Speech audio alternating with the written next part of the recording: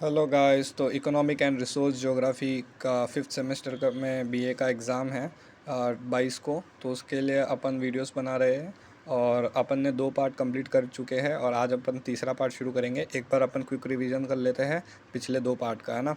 तो पिछले 2 पार्ट के अंदर मैंने आपको बताया था कि इकोनॉमिक ज्योग्राफी क्या है, वो किन चीज़ों के ऊपर डिपेंड करती है, और इकोनॉमिक एक्टिविटीज़ क्या होती है, और किस तरीके से एक लैडर के थ्रू मैंने समझाया था कि जैसे जैसे अपन लैडर पे ऊपर चढ़ते हैं अपनी इकोनॉमिक एक्टिविटीज़ जो होती है हमको ज़्यादा प्रॉफिट देने लगती है। और जो इकोनॉमिक एक्टिविटीज़ है वो 3 टाइप की होती है। 3 टाइप की कौन सी होती है? प्राइमरी एक्टिविटीज़ होती है जिनके अंदर डायरेक्टली जो लोग होते हैं वो सॉइल, वाटर, रॉक या कोई भी नेचुरल रॉ मटेरियल जो होता है उसको अपने अपने हाथों से छूते हैं। तो उसको जो लोग डायरेक्ट अपने हाथों से छूते हैं उन्हें रेड कॉलर वर्कर बोला जाता है। जो सेकेंडरी एक्टिविटीज़ होते हैं वो क्या करते हैं, जो रॉ मटेरियल प्राइमरी एक्टिविटी करने वालों ने निकाले थे उनको कन्वर्ट करते हैं यूज़लेस से यूज़फुल थिंग के अंदर, ठीक है। और इनको अपन ब्लू कॉलर वर्कर बोलते हैं। फिर अपन ने थर्ड सेक्टर पढ़ा था जो था टर्शियरी सेक्टर, ठीक है, या टर्शियरी एक्टिविटीज़ अपन कहेंगे। ये क्या करते हैं, पहले जो 2 सेक्टर से प्राइमरी और सेकेंडरी उनको सपोर्ट देने का काम करते हैं और इनको वाइट कॉलर वर्कर्स बोलते हैं, ठीक है। सपोर्ट कैसे देते हैं? ये ट्रांसपोर्ट के थ्रू देते हैं, फाइनेंशियली हेल्प करते हैं, ये इनके सपोर्ट देने का काम होता है, ठीक है। फिर अपन ने सेकंड लेक्चर के अंदर, सेकंड पार्ट के अंदर अपन ने डिस्कस किया था कि कोई भी फैक्ट्री कहाँ खोलनी है वो कैसे डिसाइड करते हैं। तो सबसे पहला होता है जोग्राफिकल फैक्टर। जोग्राफिकल फैक्टर के अंदर अपन देखते हैं कि रॉ मटेरियल जो होते हैं वो हमारी फैक्ट्री के पास में अवेलेबल होना चाहिए। फॉर एग्ज़ाम्पल अपन को है ना गन्ने की फैक्ट्री लगानी है ना, तो अगर अपन गन्ने को एक्सट्रैक्ट करेंगे प्राइमरी सेक्टर वाले, अब वो वहाँ से फैक्ट्री ले जाएंगे, तो अगर फैक्ट्री ज़्यादा दूर होएगी तो गन्ने का वेट कम होता जाएगा, ठीक है। तो और गन्ने की क्वालिटी भी कम होती जाएगी, इसलिए फैक्ट्री का रॉ मटेरियल के पास में होना ज़रूरी है। दूसरा, पावर रिसोर्सेज। अब फैक्ट्री रन करने के लिए अपन को पावर चाहिए, इलेक्ट्रिसिटी चाहिए, कोल चाहिए। तो उसके लिए अपन को पावर रिसोर्सेज जहाँ पे मिले उसके पास में होना चाहिए। क्लाइमेट उस जगह का अच्छा होना चाहिए, मतलब जिस भी चीज़ को अपन एक्सट्रैक्ट करके उस फैक्ट्री के अंदर ले जा रहे हैं, जैसे फॉर एग्ज़ाम्पल कॉटन, मुंबई जो है कॉटन के लिए फेमस है। तो वहाँ पे क्लाइमेट की वजह से कॉटन को थ्रेड में कन्वर्ट करना बहुत आसान होता है, ठीक है। वाटर होना चाहिए हमारे पास में। फिर नॉन जोग्राफिकल फैक्टर्स क्या क्या है? कैपिटल। तो पैसा चाहिए होगा किसी भी फैक्ट्री को रन करने के लिए, है ना, तो ये नॉन जोग्राफिकल फैक्टर है। और गवर्नमेंट पॉलिसी अपन को मतलब गवर्नमेंट अपन को एनकरेज करती है फैक्ट्रीज़ को वहाँ बैकवर्ड एरियाज़ में बिल्ड करने के लिए, ठीक है, जिसके लिए अपन को टैक्स हॉलीडे भी मिलता है, मतलब टैक्स नहीं भरना पड़ेगा उतना। और फिर तीसरा है मार्केट। अगर अपन ने कहीं पे फैक्ट्री खोल दी और पास में मार्केट ही नहीं है तो फिर बेचेंगे कहाँ पे, इसीलिए मार्केट भी होना ज़रूरी है पास में। तो ये सारे फैक्टर्स थे कि कहाँ पर फैक्ट्री खोलनी चाहिए, ये क्वेश्चन अपन से पूछा जा सकता है, ठीक है। उसके बाद में अपन ने डिस्कस किया था scope, meaning of economic geography. तो इकोनॉमिक ज्योग्राफी की डेफिनेशन, स्कोप और ये सब अपन ने डिस्कस किया था। इकोनॉमिक ज्योग्राफी खाली पैसों की बात नहीं है, ये इंसान और नेचर के बीच में रिलेशन है जिससे अपन ज़िंदा रह पाते हैं, ठीक है। अभी to understand the scope every economic geographer आज 3 क्वेश्चन। जितने भी इकोनॉमिक जोग्राफर हैं वो 3 चीज़ों के ऊपर सवाल करते हैं जिससे उनको और भी ज़्यादा अच्छे से इकोनॉमिक जोग्राफी सब्जेक्ट के ऊपर स्टडी हो पाती है। सबसे पहला कि कहाँ लोकेट करें, और जो चीज़ भी अपन जिस चीज़ का भी सप्लाई वगैरह करेंगे, जो भी बिज़नेस जिस चीज़ से रिलेटेड होगा उसके कैरेक्टरिस्टिक क्या क्या है, उसे क्या क्या चाहिए होता है, और उसे वो चीज़ें क्यों चाहिए होती है। जैसे क्लाइमेट और ट्रांसपोर्ट हो गया, वो उसको क्यों चाहिए, ये चीज़ें, ठीक है। अपने father of modern economic geography, ये जो अपना सब्जेक्ट है उसके फादर कौन है? जॉर्ज चिल्सोल्म। इन्होंने आर्ग्यू किया था कि ये सब्जेक्ट हमारे लिए बहुत ज़रूरी है ताकि आगे जाके कॉमर्शियल डेवलपमेंट हो, तब जाके ये सब्जेक्ट आया है, ठीक है। उसके बाद में अपन ने डिस्कस किया था कि द इवोल्यूशन, मतलब ये जो इकोनॉमिक ज्योग्राफी है ये कोई अभी नई नई साइंस नहीं है, ये बहुत पहले से चलती आ रही है। लेकिन सबसे पहले इसकी शुरुआत कैसे हुई थी, कैसे ये सब्जेक्ट बनने लगा था? तो बहुत ही पहले की बात है, 4th सेंचुरी के अंदर ही चाइनीज़ लोग जो थे वो जगह जगह की इकोनॉमिक एक्टिविटीज़ को मैप के ऊपर ट्रेस करते थे। फिर दूसरा एक ग्रीक था स्ट्राबो नाम का, उसने ज्योग्राफी का किताब लिखी थी जिससे और भी ज़्यादा ज्योग्राफी के अंदर लोगों को इंटरेस्ट आने लगा और चीज़ें आगे बढ़ती गई, ठीक है। तीसरा था the age of discovery, Europeans जो थे उन्होंने एक्सप्लोर करना शुरू किया था जब स्पाइसेस ढूंढने के लिए, मसाले ढूंढने के लिए, चाय पत्ती ढूंढने के लिए, सोना वगैरह इन सब को ढूंढने के लिए, तो वो जगह जगह जाते थे, तो वहाँ पे क्या क्या चल रहा है, वहाँ पे लोग कैसे इकोनॉमी वर्क कर रही है, वो चीज़ें उन्होंने लिखना शुरू कर दिया।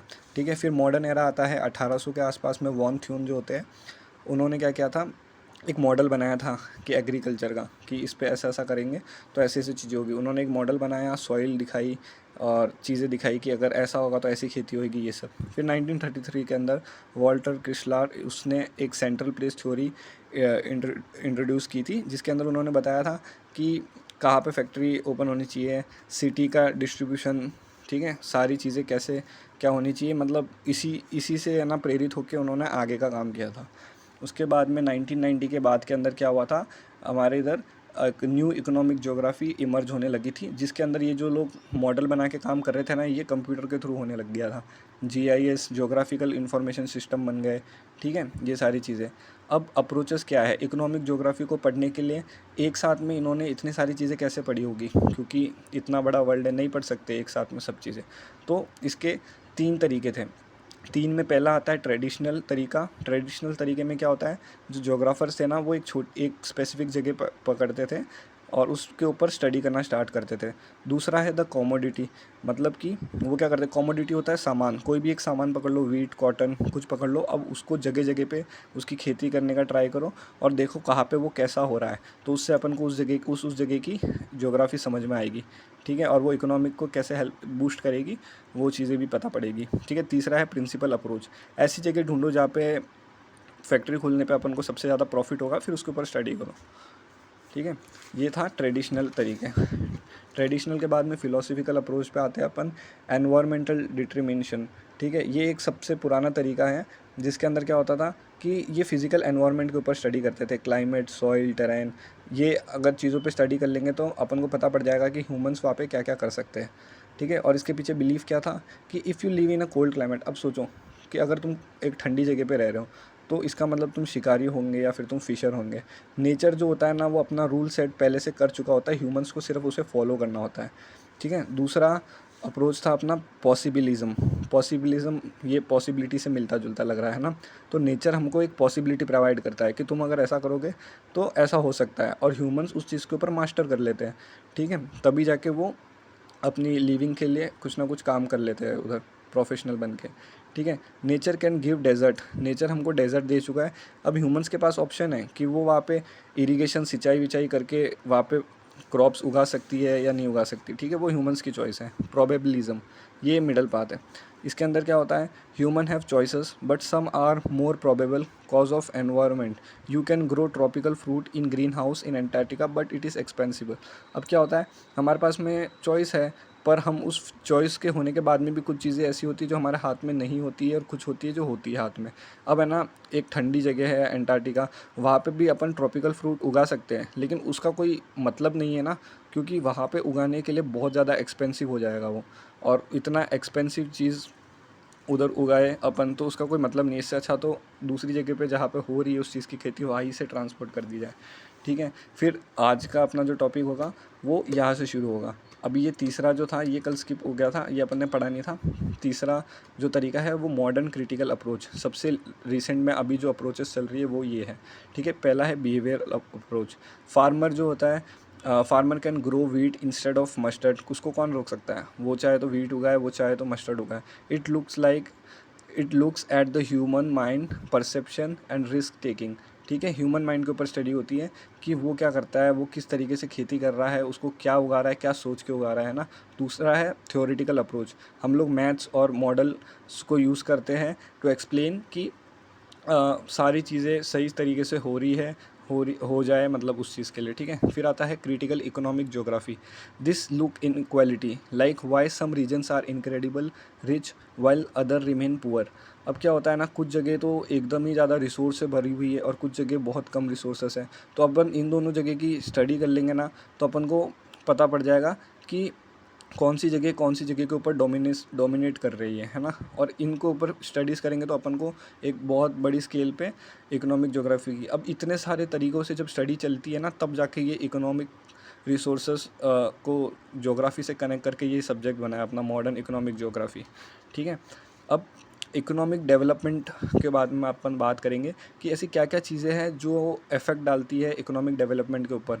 ये चीज़ें या तो इकोनॉमिक डेवलपमेंट बहुत ज़्यादा कर लेगी या बहुत कम कर लेगी या न्यूट्रल रखेगी, तो ये इन चीज़ों पे डिपेंड करता है। जैसा कि पहला है नेचुरल रिसोर्सेस, जहाँ पे अपने पास में लैंड होगा, मिनरल होगा, वाटर होगा, ये चीज़ें अपने पास में जहाँ होएगी वहाँ पे ऑब्वियस सी बात है कि इकोनॉमिक डेवलपमेंट ज़्यादा होगा। लेकिन इन लैंड, मिनरल, वाटर, इन सब को ये बहुत एक इम्पॉर्टेंट चीज़ है। जैसे कि ऑयल होता है, सऊदी अरब के अंदर है ना, ऑयल उनके पास में ऑलरेडी है।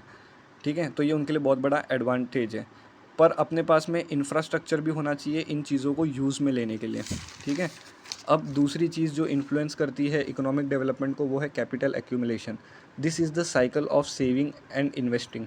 अपने को पैसा चाहिए, अपने को सेविंग करना आना चाहिए, फिर इन्वेस्ट करना आना चाहिए। जितना ज़्यादा तुम सेव करोगे उतना ज़्यादा तुम इन्वेस्ट कर पाओगे, उतनी ज़्यादा तुम जॉब्स दे पाओगे। ठीक है, फिर आता है ह्यूमंस। ये बहुत बड़ा फैक्टर है हमारे पास में। इकोनॉमिक डेवलपमेंट को बूस्ट करने के लिए ह्यूमंस का होना ज़रूरी है, और एक बड़ी पॉपुलेशन बहुत अच्छा एसेट बन सकती है अगर उन लोगों के पास में स्किल है और एजुकेशन है। ठीक है, अदरवाइज़ क्या होगा, अगर लोग पढ़े लिखे नहीं हैं, उनके पास स्किल्स नहीं है, तो बस ये हो गया कि अपने पास में ऐसे बहुत सारे लोग हो गए जिनको अपन को खिलाना है बस, और काम अपने कुछ भी नहीं आ रहे वो। स्टेबिलिटी एंड एडमिनिस्ट्रेशन, ये दूसरा पार्ट है। ये मतलब अपना लास्ट फैक्टर है जो इन्फ्लुएंस करता है इकोनॉमिक ज्योग्राफी को। अब इसके अंदर क्या है, कंट्री जो होती है ना, उसको एक स्टेबल गवर्नमेंट चाहिए जो करप्टेड नहीं हो। अब अपने इधर करप्शन इतना ज़्यादा है, इसलिए अपन नंबर 1 पे नहीं है। ठीक है, करप्शन तो हर जगह होता है, बट वही है कि जिधर करप्शन कम होगा उधर ग्रोथ ज़्यादा होएगी। अब पॉलिटिकल अनरेस्ट, और क्या होता है कई बार नेचुरल डिज़ास्टर की वजह से भी इकोनॉमिक डेवलपमेंट के ऊपर फ़र्क पड़ता है, तो ये भी आप एक्स्ट्रा पॉइंट लिख सकते हो एग्ज़ाम के अंदर। ठीक है, उसके बाद में आपको एक क्वेश्चन पूछा जाएगा कि कितने टाइप के इकोनॉमिक सिस्टम होते हैं। ठीक है, तो आपको उसके अंदर बताना है कि 4 तरह के इकोनॉमिक सिस्टम होते हैं। पहला होता है ट्रेडिशनल इकोनॉमिक सिस्टम। अब इसके अंदर क्या होता था, बार्टर सिस्टम होता था। आपने कुछ सामान दिया और सामने से आपने कुछ सामान लिया, और ये आप दोनों के बीच में आपका काम हो गया, मतलब कि आप लोगों को जो चाहिए था वो आपको मिल गया। ये एक बिज़नेस हो गया आप लोगों का। ठीक है, ये विलेजेस में होता था पहले, और अभी भी काफ़ी विलेजेस में होता है। दूसरा होता है कैपिटलिस्ट और मार्केट, है ना। इसके अंदर क्या होता है कि सप्लाई, डिमांड और प्रॉफिट, ये चीज़ों के ऊपर बात होती है। इन चीज़ों के ऊपर काम होता है कि अपन सप्लाई करते हैं कोई चीज़, फिर अपन आगे से किसी चीज़ की डिमांड करते हैं और बीच में अपन प्रॉफिट बना देते हैं। ये जो प्राइवेट कंपनीज़ होती हैं ना, अडवाणी, अडानी, ये इन लोगों के काम होते हैं जैसे। और ये यूएसए के अंदर है ना, ये वाला टाइप का इकोनॉमिक सिस्टम चलता है यूएस के अंदर, है ना। और फिर आता है सोशलिस्ट प्लान। क्या होता है कि गवर्नमेंट डिसाइड करती है कि क्या उगाना है तुमको और किधर डिस्ट्रीब्यूट करना है, ये गवर्नमेंट के कंट्रोल में होता है। तो ये चीज़ फॉलो होती है क्यूबा के अंदर, नॉर्थ कोरिया के अंदर, है ना। नॉर्थ कोरिया के अंदर इस टाइप का इकोनॉमिक एक्टिविटी चलती है। अब तुम सोच रहे होंगे इंडिया में कैसा चलता है, तो इंडिया के अंदर चलता है मिक्स्ड। इंडिया के अंदर अपन देखेंगे कि अडानी जैसे बड़े बड़े बिजनेसमैन भी हैं जो बिज़नेस कर रहे हैं और सप्लाई वगैरह कर रहे हैं, और साथ ही गवर्नमेंट भी कर रही है। तो अब blend of market, competition and government safety nets rules, मतलब सारी चीज़ें हो रही है पर गवर्नमेंट के सेफ्टी रूल्स के अंडर हो रही है। तो ये इंडिया और यूके के अंदर चलता है। अपना ये सब्जेक्ट थोड़ा और बचा है। अभी अपन देखेंगे economic versus non economic activities क्या होती है। ठीक है, तो डिफरेंस इस मोटिव। अब इकोनॉमिक एक्टिविटीज़ जो होती है वो खुद के फाइनेंशियल ग्रोथ के लिए होती है। फार्मर जो होता है वो वेजिटेबल सेल करता है, डॉक्टर जो होता है वो पेशेंट को देखता है। तो इस सब से क्या होता है, खुद का फाइनेंशियल ग्रोथ होता है। ठीक है, goal is to satisfy human needs and earn a living. Non economic activities क्या होती है, काम तो अपन वैसे भी करते हैं, अपनी फैमिली के लिए करते हैं, अपन किसी को समझाते हैं कोई बात, वो भी काम है। ठीक है, अपन रिलीजियस एक्टिविटी करते हैं, हम हमारी हॉबी होती है वो करते हैं, पढ़ना लिखना, खेलना कूदना, ये सारे काम है। लेकिन इसके लिए अपन को पैसा नहीं मिलता, इसके लिए अपनी ग्रोथ नहीं होती है, बस इसमें अपने को मेंटल और इमोशनल फुलफिलमेंट होती है, मनी की नहीं होती। तो ये नॉन इकोनॉमिक एक्टिविटीज़ में आते हैं। अब अपन को 3 यूटिलिटीज़ समझनी है। यूटिलिटीज़ क्या होती है, process of making things useful to humans, मतलब ऐसा प्रोसेस जिससे चीज़ों को यूज़फुल बनाया जा सके इंसानों के लिए। ठीक है, तो ये 3 यूटिलिटीज़ क्या क्या है। पहली होती है फॉर्म यूटिलिटी, मतलब रॉ मटेरियल को प्रोडक्ट में कन्वर्ट करना। ठीक है, जैसे कि वुड को चेयर के अंदर कन्वर्ट कर दिया तो अपन अब उस पर बैठ सकते हैं, चेयर को यूज़ में ले सकते हैं। दूसरा है place utility, moving goods to where they are needed, हमको उस गुड्स को उधर पहुंचाना है जहाँ पे उसकी ज़रूरत है। जहाँ पे उसकी ज़रूरत नहीं है वो वहाँ पे रहेगा तो फिर किस काम का है। ठीक है, तो ये वाली चीज़ होती है। Time utility, storing goods until right season. अपन को ये भी देखना पड़ेगा कि जो भी गुड्स है, मतलब जैसे वीट है, ग्रेन है, या फिर शुगर केन है, इन सारी चीज़ों को है ना अपन को तब तक स्टोर करके रखना पड़ेगा जब तक उसका सीज़न नहीं आ जाता। अपन को सीज़न के लिए उसको स्टोर करने के लिए भी जगह होनी चाहिए। अब समरी क्या थी इस चीज़ की, डेवलपमेंट क्या होता है? डेवलपमेंट होता है रिसोर्स होगा तब, कैपिटल होगा तब, एजुकेशन होएगी तब, और स्टेबिलिटी होएगी तब। और इकोनॉमिक क्या होती है? इकोनॉमिक एक्टिविटीज़ अपने खुद के फ़ायदे के लिए किया जाता है, पैसों के लिए किया जाता है। नॉन इकोनॉमिक एक्टिविटीज़ जो होती है वो फीलिंग्स के लिए किया जाता है, खुद की सेटिस्फेक्शन के लिए किया जाता है। मिक्स्ड इकोनॉमी क्या होती है? The most common system today, आज के टाइम पे जो सबसे कॉमन सिस्टम है, जहाँ पे बिजनेसमैन भी डिमांड सप्लाई और इंपोर्ट एक्सपोर्ट कर रहे हैं, और गवर्नमेंट भी अपने अपने नियम उस पर लगा के बैठी हुई है। ठीक है, तो ये था अपना यूनिट 1 आज कंप्लीट हो चुका है ज्योग्राफी का। और इसके ऊपर कंप्लीट था ये, आज मैंने पूरा कंप्लीट कर दिया यूनिट 1। अब अपना यूनिट 2 बाकी है और यूनिट 3 बाकी है। अपन इसको एग्ज़ाम से पहले पहले कंप्लीट कर देंगे, जिससे कि क्या होगा, अच्छा स्कोर कर पाएंगे एग्ज़ाम के अंदर। ठीक है, thank you so much, bye bye.